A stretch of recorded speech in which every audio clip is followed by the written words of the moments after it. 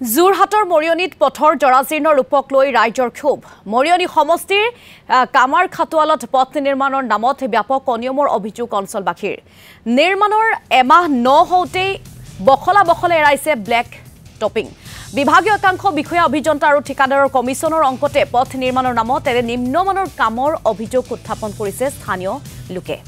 আৰু এই সন্দৰ্ভত আমালৈ এক প্ৰতিবেদন আগবঢ়াব ৰিজু কুমাৰ শইকীয়াই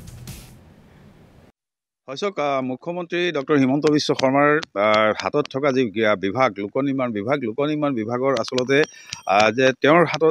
হাতত থকা অৱস্থাটো যে নিয়ন্ত্ৰণ নাই সেয়া ইতিমধ্যে প্ৰতিফলিত হৈছে ৰাজ্যখনৰ বিভিন্ন স্থানত নিৰ্মাণ হৈ থকা যিসমূহ পথ বা মেৰামতি কৰা যিসমূহ পথৰ ক্ষেত্ৰত দেখা গৈছে যে ঠিকাদাৰৰ চৰম গাফিলতি আৰু সেই অনুপাতে জিলাই বিশেষকৈ যোৰহাট জিলাৰ গড়কাপ্তানি বিভাগৰ সৈতে জড়িত গড়কাপ্তানি বিভাগৰ যিসকল বিষয়া সেই বিষয়াসকলৰ চৰম অমনোযোগিতাৰ বাবে আসলতে ঠিকাদাৰসকলে নিম্নমানৰ কাম কৰি তেওঁলোকে দায়িত্ব সামৰিব বিচাৰিছে আৰু তেনে এক উদাহৰণ হ'ল এই মুহূৰ্তত মই উপস্থিত আছোঁ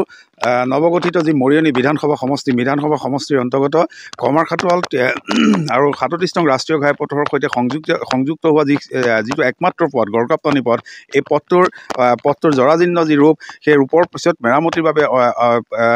আবণ্টন কৰা হৈছিল পুঁজি আৰু পুঁজি আবণ্টন কৰাৰ পাছত ঠিকাদাৰৰ যি নিম্নমানৰ কাম এয়া দেখা গৈছে যে এসপ্তাহ নহওঁতে এনেদৰে সামান্য পৰিমাণে হাতেৰে এনেদৰে পথৰ যি পকীকৰণ কৰা হৈছিল ব্লেক টিপিং কৰা হৈছিল সেইসমূহ এৰাই গৈছে এখন গাড়ী গ'লে যিকোনো ধৰণৰ হেন্দুলনিৰ সৃষ্টি হয় আচলতে পথটোৰ ওপৰত মূল কথাটোৱে হ'ল যে পূৰ্বৰ যিটো পথ এই পথটোৰ কোনো ধৰণৰ বালি আদি নিষ্কাশন নকৰি বা চফা নকৰি তাৰ ওপৰতে ন্যূনতম পৰিমাণৰ যি তেল ব্যৱহাৰ কৰি তাৰ ওপৰত ব্লেক টেপিং কৰাৰ বাবে এনেধৰণৰ এক অৱস্থাৰ সৃষ্টি হৈছে মই স্থানীয় ৰাইজ আছে মই তেওঁলোকৰ কাষলৈ যাব বিচাৰিছোঁ কি ক'ব যে পথটো বহুদিন জৰাজীৰ্ণ হৈ আছিল জৰাজীৰ্ণ হোৱাৰ পিছত পুঁজিও আবণ্টন কৰা হ'ল পুঁজি আবণ্টন কৰাৰ পিছত ঠিকাদাৰৰ নিম্নমানৰ কাম ইয়াত চৰকাৰী বিষয়াসকল আহেনে নাহে চৰকাৰী বিষয়া নাহে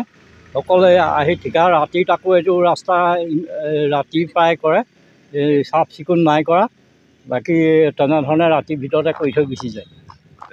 কি ক'ব এতিয়া ঠিকাদাৰ এই যে নিম্নমানৰ কাম এই নিম্নমানৰ কামৰ আপোনালোকে কি দাবী জনাব আমি দাবী জনাইছোঁ যে এইটো চৰকাৰৰ পৰা যিটো টকা লৈছে সেই টকাটো বন্ধ কৰি পেলাই আমাক এই ৰাস্তাটো সম্পূৰ্ণ কৰাৰ পিছতহে টকাটো চেংচন কৰি দিব বাকী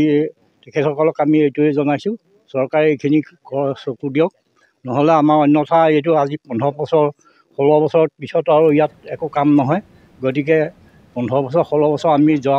এইটো ৰাস্তাতে জৰাজীৰ্ণ অৱস্থাতে